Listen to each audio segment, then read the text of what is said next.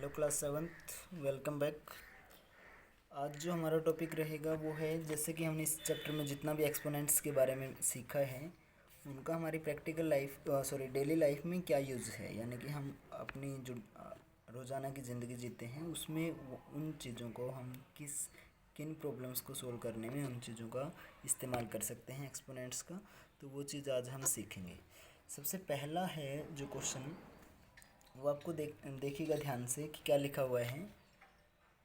रोहित्स father offer to pay him ₹1 for doing some work for the first day. Rohit's father, Rohit के पिता ने offer यानी कि दिया, टू पे करने का ऑफर दिया उनको, him ₹1 ₹1 for doing some work, कुछ काम करने के लिए, द फर्स्ट डे यानी कि पहले दिन उसके पिता ने उसको कितने रुपए दिए? ₹1। ₹2 for doing it second day, उसी काम को दूसरे दिन भी करने के लिए कितने रुपए दिए? ₹2। ₹4 for the third day and so on, यानी कि फर्स्ट डे उसको कितना मिला है? ₹2। उसके बाद फर्स्ट डे ₹2 है। अगर आप यहाँ हम लिखें इस चीज़ को, यानी कि फॉर फर्स्ट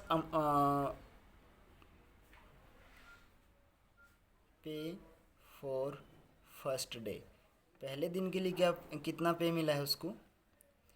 ₹1। सेकंड डे के लिए कितना मिला है? ₹2। और थर्ड डे के लिए कितना मिला है? 4। कैसे पता चल रहा है? डबल हो रहा है। देखो, 1 की मल्टीप्लाई 2 से की 2 हो गया, 2 की मल्टीप्लाई 2 से की 4 हो गया। तो नेक्स्ट डे के लिए कितना मिलेगा? ₹8। यानी कि पहले दिन कितना मिला? 1, दूसरे दिन 2, तीसरे दिन 4, उससे नेक्स्ट डे 8, उससे नेक्स्ट डे 16। तो आपको बताना है डबलिंग ईच डे, यहाँ पे बोला भी गया है कि डबल किया जा रहा है हर दिन। So write an expression using exponent for the amount Rohit will get paid on the 10th day. तो 10वें दिन रोहित को कितने पैसे मिलेंगे उसके लिए आपको एक्सप्रेशन लिखना है। तो देखिएगा, पहले दिन के लिए उसको ₹1 मिला, एक को हम क्या लिख सकते हैं? 2⁻0। दूसरे दिन ₹2 मिले तो उसको क्या लिखा जा सकता है? 2⁻1। तीसरे दिन 4 है तो 4 को हम क्या लिख सकते हैं? 2⁻2। क्यों? क्योंकि 2 के साथ मल्टीप्लाई हो रही है। 2⁻2 की 2 के साथ मल्टीप्लाई कर देंगे, डबल तो तभी होगा। तो वो कितना हो जाएगा? 2⁻3।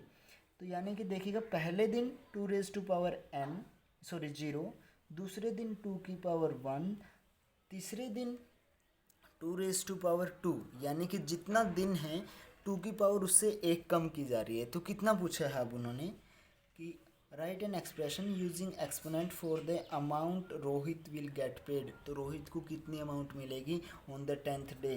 तो आप बताओगे कि रोहित विल गेट पेड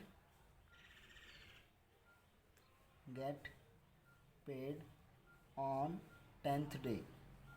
10वें दिन कितना मिलेगा? पहले दिन 2⁻0 है, दूसरे दिन 2⁻1 है, तीसरे दिन 2⁻2 है, चौथे दिन 2⁻3 है। तो 10वें दिन कितना हो जाएगा? यानी कि जितना दिन है उससे एक कम पावर, 2�9।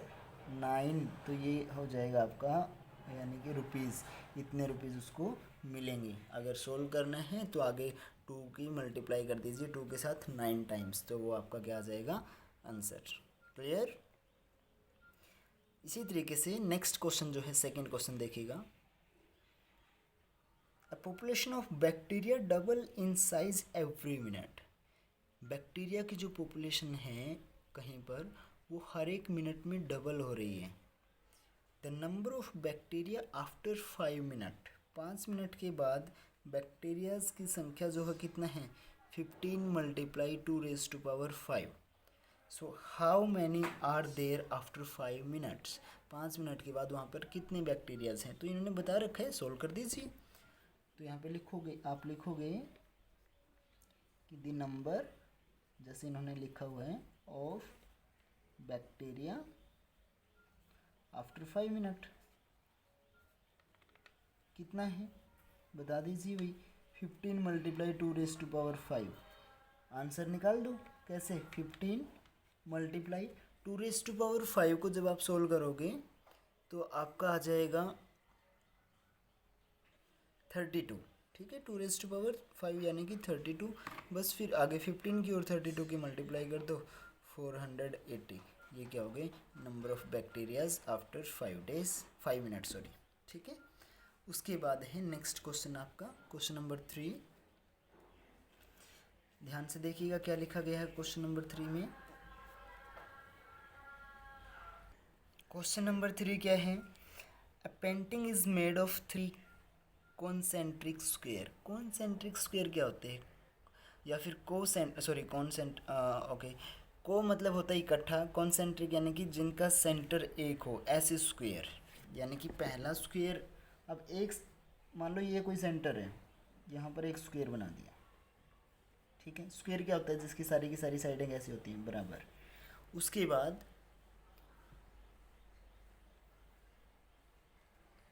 सपोज दिस, यहाँ पे कोई सेंटर है और यहाँ पे एक स्क्वायर बना दिया गया है, ठीक है। उसके बाद नेक्स्ट क्या है आपका, सभी साइडें इक्वल और सभी एंगल 90 के होते हैं स्क्वायर के अंदर।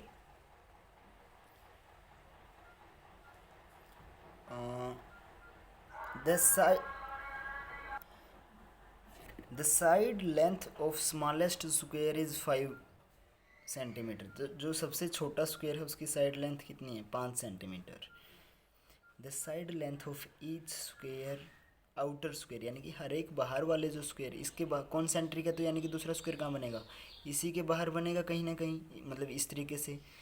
तो जो बाहर वाला, इसके बाद यानी कि ईच आउटर, यहाँ पर जो नेक्स्ट आउटर स्क्वायर बनेगा उसकी लेंथ कितनी रहेगी,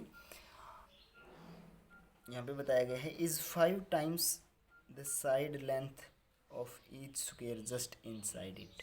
तो इसके अंदर जो स्क्वायर है उसके 5 गुना, इसके 5 गुना यानी कि 5 के 5 गुना कितना हो गया, 5 × 5 यानी कि दूसरे स्क्वायर की लेंथ कितनी हो गई, 5 × 5। तो इसी तरीके से व्हाट इज़ द नेक्स्ट क्या है, शुरू में बताया गया था कि कितने स्क्वायर हैं यहाँ पे, 3 कॉन्सेंट्रिक स्क्वायर हैं। तो यानी कि अब दूसरे के बाहर एक और स्क्वायर मिलेगा आपको इस तरीके से। तो उसकी लेंथ कितनी होगी, इसके अंदर जो है उसके 5 गुना, इसके अंदर कितना था 5 × 5, तो उसके 5 गुना क्या हो जाएगा, ×5 एक और कर देंगे। तो अब आपको बताना है कि इस पेंटिंग का एरिया कितना है। तो एरिया कितना होगा, बाहर वाला है जो यही वाला एरिया होगा ना, क्योंकि इसके अंदर सारा का सारा आ जाएगा। और एरिया ऑफ स्क्वायर हम कैसे निकालते हैं, आपको पता ही है, फॉर्मूला क्या होता है, साइड स्क्वायर। तो यहाँ पे इसकी साइड कितनी है, आप लिखोगे side of smallest square 5 centimetre, side of second square 25 centimetre लिख लो, या फिर 5 × 5 लिख लो। साइड ऑफ थर्ड स्क्वायर कितना हो जाएगा, 125 सेंटीमीटर, या फिर 5⁻3, ठीक है, लिख सकते हो आप। तो उसके बाद क्या है,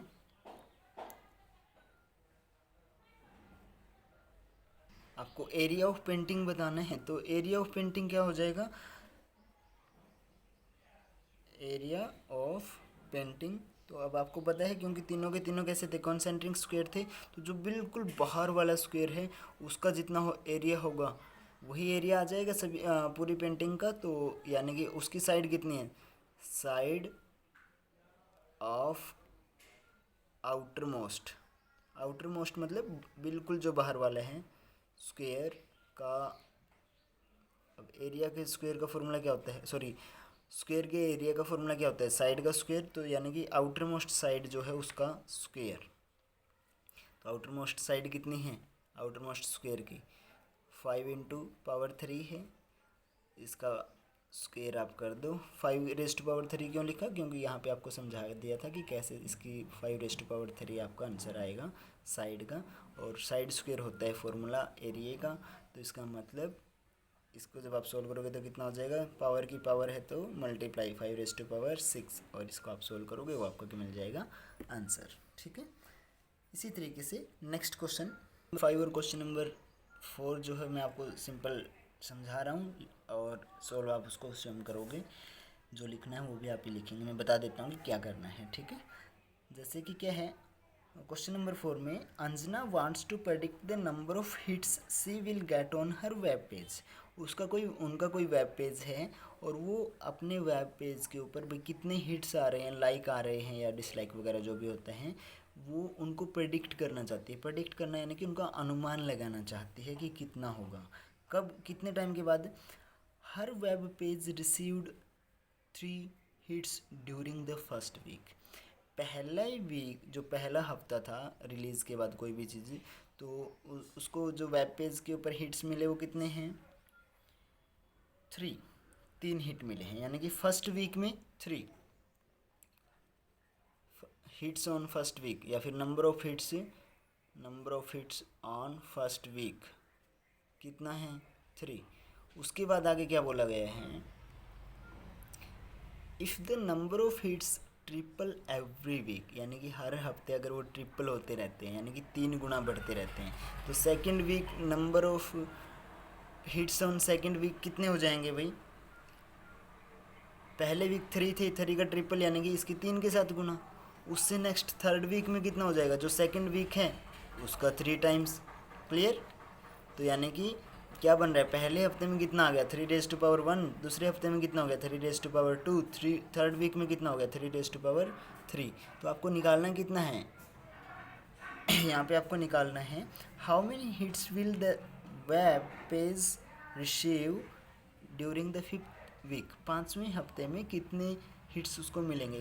तो जितना भी हफ्ता है 3 की पावर उतनी ही हो रही है, तो 5th वीक में कितने हो जाएंगे? Number of hits on the 5th week is equal to 3^5, और 3^5 को आप सोल्व करोगे तो वो आपका आंसर आ जाएगा। क्लियर? क्योंकि ट्रिपल हो रहा था, ट्रिपल का मतलब होता है किसी भी चीज़ का ट्रिपल निकालना है तो 3 से हम मल्टीप्लाई करते हैं। उसके बाद लास्ट क्वेश्चन है, ऑन मंडे को, किसी भी मंडे को, Renu tells 4 people a secret. Renu ने 4 लोगों को एक सीक्रेट बता दिया। The next day each of them, उनमें से हर किसी ने, टेल्स 4 मोर पीपल, यानी कि रेनू ने शुरू में 4 को बताया, next day each of them tell more people, उनमें से हर एक ने 4 को बता दिया। किस तरीके से? देखिएगा ध्यान से कि पहली बार मान लो कि रेनू ने 4 लोगों को बताया, तो फिर उन 4 ने आगे क्या किया, या फिर ये है, मतलब यहाँ पे आर लिख दो। रेनू ने 1 2 3 4 लोगों को सीक्रेट बताया। अगले दिन क्या हुआ? इसने भी क्या किया? 4 लोगों को सीक्रेट बता दिया। इसने भी क्या किया? 4 लोगों को और सीक्रेट बता दिया। थर्ड पर्सन ने भी 4 लोगों को और बता दिया। फोर्थ पर्सन ने भी 4 लोगों को और बता दिया। तो इस तरीके से आगे बढ़ता जाएगा। जो भी, जिसको भी पता चल रहा है वही कितने पर्सन्स को, कितने पीपल को और आगे बता रहा है, 4 लोगों को फिर दोबारा से वो बता देता है। यानी कि पहले दिन कितने को पता चला था? 4 को। दूसरे दिन 4 कितना हो गया? शुरू में तो 4 था। सेकेंड डेज 4 कितना हुआ? यानी कि कितने लोगों को पता चल गया? पहले दिन उसने 4 लोगों को बताया, तो दूसरे दिन पहले ने भी 4 को, दूसरे ने भी 4 को, मतलब चारों ने 4 और गुना उसको बढ़ा दिया है। यानी कि टोटल कितना हो गया? 16, जिसको हम क्या लिख सकते हैं? 4 स्क्वायर। तीसरे दिन फिर क्या होगा? 16 लोग जो हैं वो हर एक, उनमें से हर एक पर्सन 4 को बताएगा, तो टोटल कितने हो जाएंगे? 16 गुना में 4, जिसको हम क्या लिख सकते हैं? 4 क्यूब। यानी कि first day number of people कितने हैं?